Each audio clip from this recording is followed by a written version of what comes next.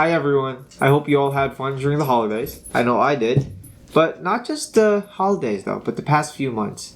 You see, 2024 started rocky for us, which is why we turned to YouTube toward the end of the year. It was a way to balance out all that was negative with, a creative outlet. And so, on behalf of me and Carl, I would like to say thanks to each and every one of you.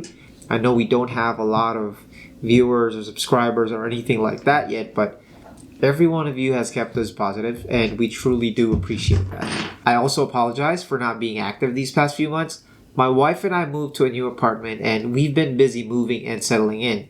I also started a new job at the dog shelter, and that's kept me busy as well. But that's also what I wanted to talk about today. I know it's a little late, but I did a Christmas-themed photo shoot at the dog shelter, and I wanted to share how I went about that shoot, give you some tips about composition, and naturally show you some of my favorite photos. Let's start. So first, let's talk gear. I used my Olympus E-M1 Mark II paired with the Mzuiko 12-40 f2.8. That's mouthful, but why this exact combo? Well, practically speaking, this is the combo that I use the most. It's the combo that I am most comfortable in. And so whatever happens during the photo shoot, I'm pretty sure that I can adjust quickly and I won't miss too many photographic opportunities. And that's tip number one. When it's your turn to do a photo shoot, use what you feel most comfortable shooting with. Whether it's an old DSLR, your phone, a 1960s film camera, use that. Also, I was going to be shooting indoors half the time, so I was going to need light. But instead of opting for a flash setup, I went with continuous lighting. Just 2 regular bulbs you can buy at Home Depot and 2 softbox diffusers to soften the shadows. But again, why? Because I didn't want to blind the dogs. Sure, I would have to crank up my ISO, I would have to deliver grainy images, I might even have to spend more time post-processing. But I would rather compromise on those things than add stress to an already stressed out animal. And that there is tip number 2. Be mindful.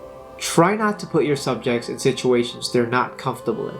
Unless of course that's the emotion that you want to show in your photos, but for the most part, comfort zones are where personalities shine through.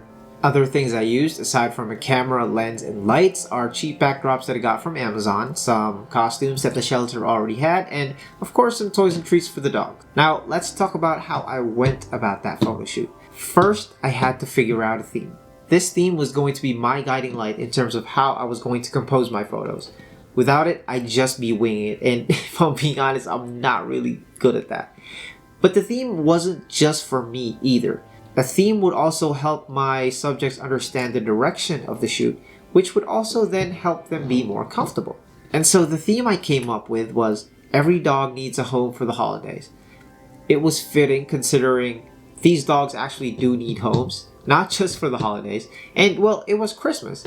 I pitched that idea to the shelter, everyone liked it, and that was that. This theme though meant that I had to show how these dogs would be as part of a family, which also means that I had to have people in some of the shots. Lucky for me, the staff was more than willing to cooperate, they helped out. But even luckier was that the dogs had already picked out which staff member they wanted. You see, every dog in the shoot already had a staff member that they feel a connection to, and that's essentially the closest thing to family for them. And so it wasn't really all that hard to make them comfortable as long as their person was there in the room with them. That being said, for the indoor shoots, I had 1 light to light up the background and 1 light to light up the subject. Both of them were at 45 degrees and opposite each other. For my settings, it was also pretty simple. I was in manual mode, but my ISO was set to auto and my aperture was always going to be at f2.8. So I really only had my shutter speed to worry about, and in that regard, I set my minimum to 1 to 200th of a second, but I had to crank that up for some of the more twitchy dogs and poses. The staff would then use the toys and treats to help me pose the dogs and have them be where I wanted them. It worked out because it also showed the family dynamic I was looking to capture. Which brings us to tip number 4, and this is specifically for dog photo shoots. Get them comfortable enough that they show the brightest parts of their personalities. Use toys, treats, affection, and basically anything to make them happy. And don't forget that dogs are also natural empaths, so you yourself have to be calm, but happy as well. They feed off of your energy after all. And now for composition.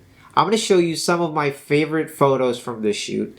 I'm going to explain my cues and explain the compositional rules that I followed, and of course introduce you to some of the dogs from the shelter.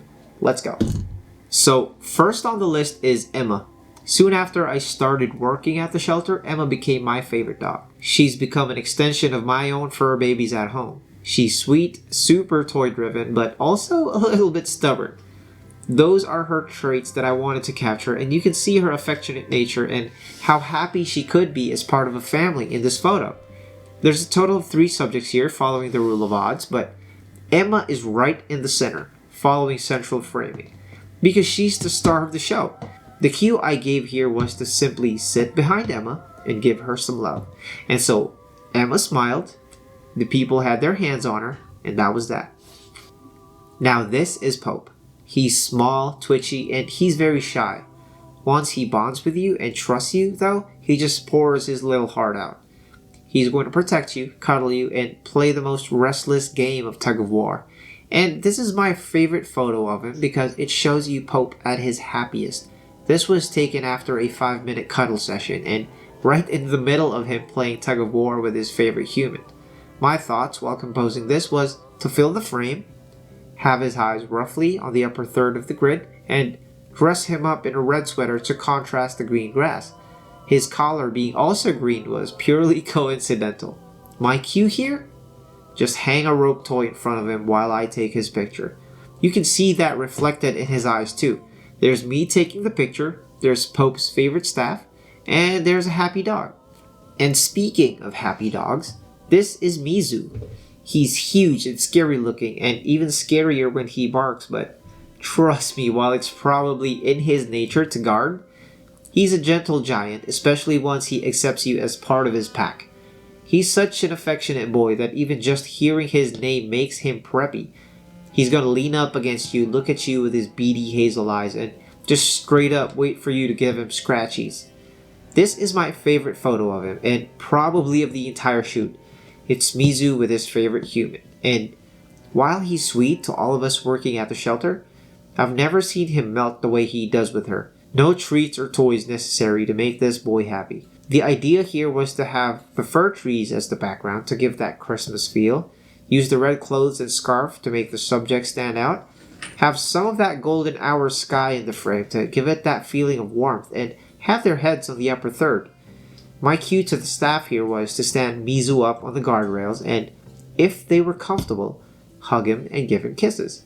And that's all it took to make the magic happen. Now, I don't know if you noticed, but none of the photos I showed you here were perfect in the technical sense. With Emma, you can see the creases in the backdrop where it should have been smooth. And with Pope, I cut off his wrist at the bottom, and I did the same thing to Mizu but on the right.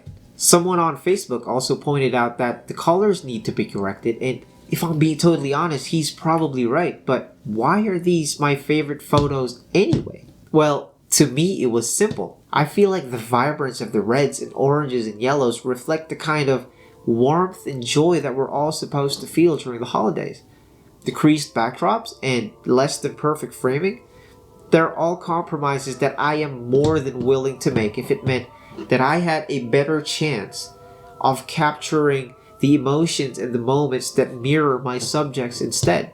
You see, my goal here was to show how these dogs would be as part of a family without making this photo shoot an insufferable experience. And I believe I did just that. And the person who took their chance on me to be their photographer, I think he did too. And here lies the final tip. Don't dwell on perfection, focus on capturing moments. And that's it for me today. I hope you found this useful or at the very least enjoyable. And if you did, don't forget to give us a like and subscribe. But more importantly, if you're looking to add a furry friend to your family, consider adopting. And if you live close to New York, check out Second Chance Rescue for adoptable dogs. I'm going to post their link down in the description below. Peace.